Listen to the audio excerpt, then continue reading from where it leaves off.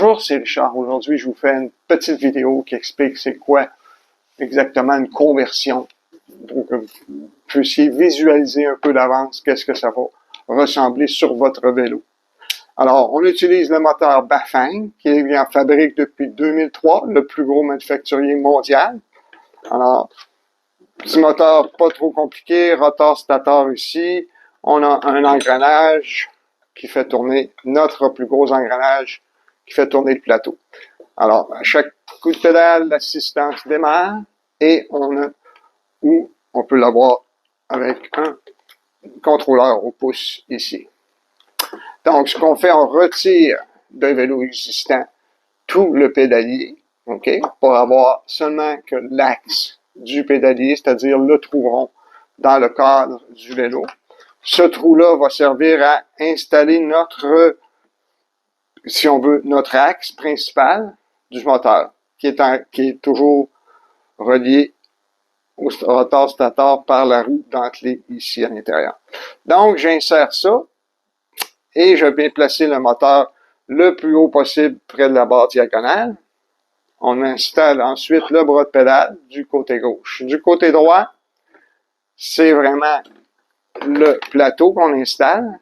Donc, on remplace les trois plateaux qu'il y a là, on en installe un avec son garde-chaîne ici.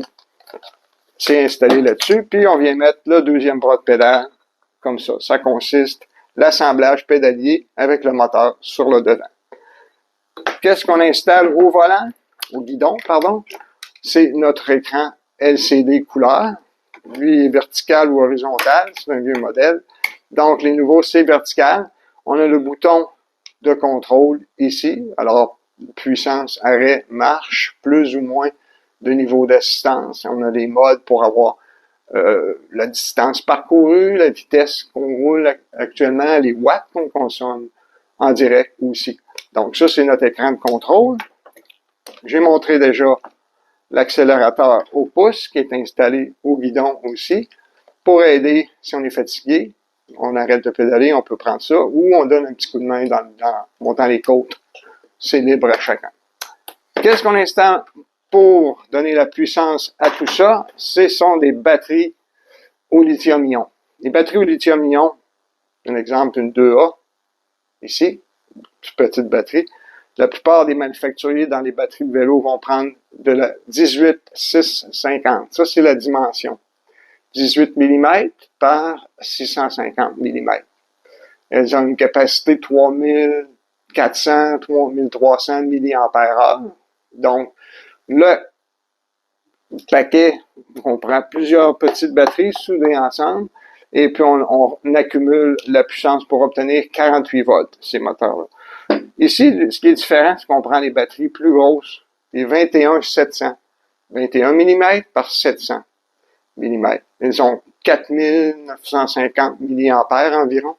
Alors, on a une batterie plus performante, plus puissante, qui se décharge moins rapidement aussi lors d'une randonnée.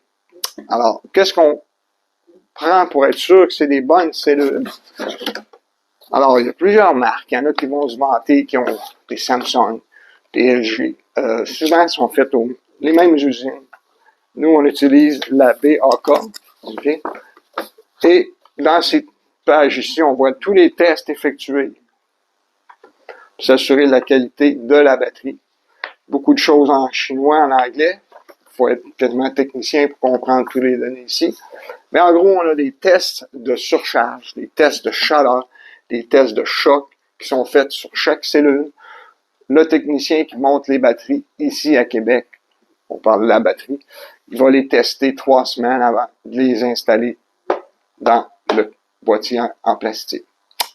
Alors, ça conclut un petit peu la brève explication. Prochaine fois, on va regarder un peu l'entretien. C'est-à-dire que quand je reçois le moteur, je mets toujours un peu de graisse dans l'engrenage ici. Et on recommande de le faire, d'en rajouter aux 3500 kg environ. Donc, ça, c'est quelque chose que je peux faire, ou les gens peuvent avoir la bonne graisse, des bons outils pour le faire eux-mêmes. Merci. Prochaine vidéo. Au revoir.